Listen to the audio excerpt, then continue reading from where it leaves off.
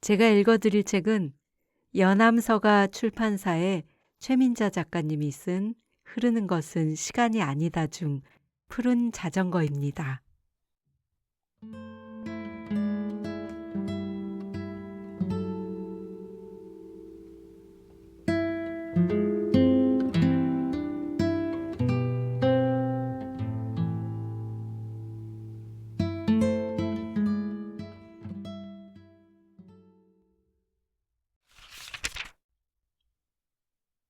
흰 국화송이에 에워싸여 쓸쓸히 웃고 있는 오빠의 얼굴을 만나는 순간 천둥 같은 후회가 들이치기 시작했다. 만났어야 했는데, 만나서 마지막 작별 인사라도 건넸어야 했는데, 살아서 손잡아주지 못한 사람 앞에서 무릎 꿇고 통안에 예를 올렸다. 자연이 오빠가 우리 집에 처음 온 날을 나는 지금도 선연하게 기억한다.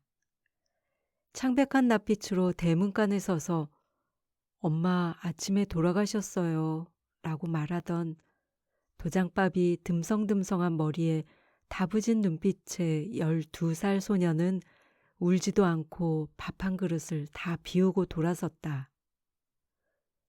부음을 듣던 순간 단박 그 모습이 먼저 떠올랐다. 고모부가 돌아가신 지 얼마 되지 않아 고모마저 세상을 떠난 후 오빠는 그렇게 우리 식구가 되었다.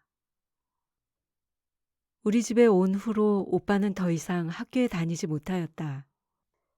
후에 엄마는 그 사실에 대해 매우 미안해하셨지만 7이나 되는 우리 형제만으로도 당시로는 힘에 부치셨을 것이다. 잘 나가던 시내 세탁비누 공장이 부도가 나 변두리로 물러앉아 소규모의 가내 공장을 꾸려가던 때였다. 다림목까지만 태워다 주고 오렴. 아침마다 엄마는 그렇게 말했다. 가방 들고 학교에 다닐 나이에 막일이나 하고 있는 조카가 안쓰러워 자연히 오빠를 부르는 엄마의 목소리는 늘 낮게 잦아들었다. 17 소년이 14살 소녀를 자전거 짐칸에 태우고 달린다. 하얀 교복 컬러의 갈래머리 소녀는 소년의 등에 닿지 않으려고 책가방을 가슴팍에 꽉 껴안는다. 소년의 자전거가 비포장 신장로 길을 달린다. 갈래머리가 출렁댄다. 자전거 바퀴 아래 밀려나는 자갈들이 어린 개구리처럼 종알대며 비켜난다. 오빠는 언제나 학교에서 한참 떨어진 곳에 나를 내려주고 돌아서 갔다. 미안하다고도 고맙다고도 말하지 못했다.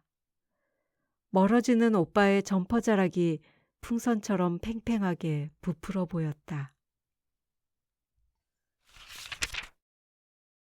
초등학교 학력이 전부인 오빠가 집안 좋고 인물 좋은 여고 선배와 어떻게 만나 결혼하게 되었는지 나는 알지 못한다.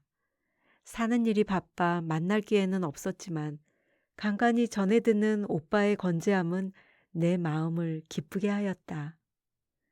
내가 진 빚을 누군가 대신 갚아주고 있는 듯 고마운 생각이 들기도 하였다. 다시 오빠를 만난 것은 몇 년 전 친지의 결혼식장에서였다. 의지가 강하고 부지런한 오빠는 이런저런 고생 끝에 자리를 잡아 그런대로 여유롭게 늙어가고 있었다. 많이 배우지 못했어도 지혜로웠고 사는 일의 고달픔을 넉넉한 웃음으로 사귈 줄도 알았다. 오빠도 나도 지나간 시간을 그리워할 만한 세월의 구비에 접어들어 있어서였는지 우리는 곧바로 의기투합되었다. 너하고 이야기할 때가 제일 마음이 편해야. 잘못 배달된 우편물처럼 어느 날 갑자기 발병 소식을 듣고 스스로 힘겹게 투병 생활을 하면서도 오빠는 내게 걱정 말라며 웃었다. 몸무게가 반으로 줄고 얼굴빛이 폐허처럼 어두워가면서도 낫고 있는 중이라며 너스레를 떨었다. 빨리 나 어디 가서 맛있는 밥 먹자고 나도 흔연스레 응수를 했다. 더 이상 그런 말을 하지 못하게 되었을 때 나는 단호하게 발길을 끊었다. 첨예하게 안테나를 세우고 소식을 듣고 있으면서도 몇 달 동안 전화조차 하지 않았다. 매정한 절교였다. 비겁한 회피였다.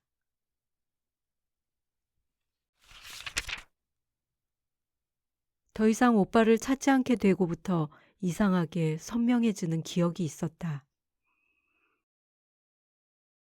초등학교 5학년쯤이던가. 여름방학 동안에 퇴비한 짐씩을 해오라는 숙제가 있었다. 도시 복판의 학교에 왜 퇴비가 필요했었는지를 지금도 나는 이해하지 못한다. 선생님은 퇴비를 안 해온 사람은 집으로 돌려보내겠다고 하였다.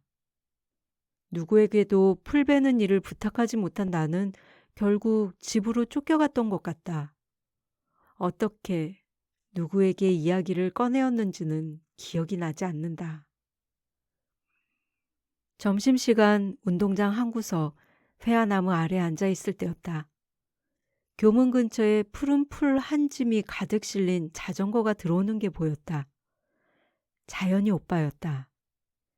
교문에 선 오빠는 처음 우리 집에 왔을 때처럼 불안스레 사방을 두리번거렸다.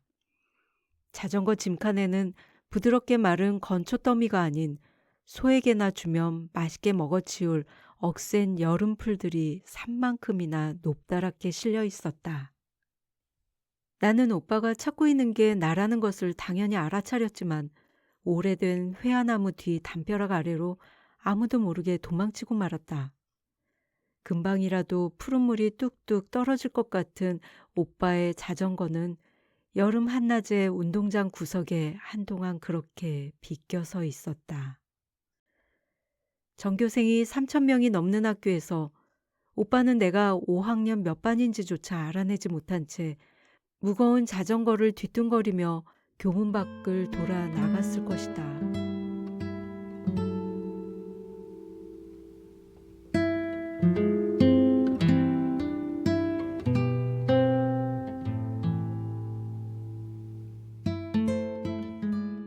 따뜻한 찌개 냄비에 찬술 한 잔 건네며 내 못난 어린 나를 사과할 기회는 이제 영영 사라져버렸다. 함께 나눈 말들과 웃음소리와 헛된 후회의 눈물도 무화되어 날아가 버렸다. 그러나 그날 쇠뜨기며 칡넝쿨을 너울거리며 떠들썩한 아이들 틈바구니에 망연히 서있던 오빠의 자전거는 지워지지 않는 비문이 되어 새로이 돋아난 별자리가 되어 내 마음속 중천에 푸르게 빛난다.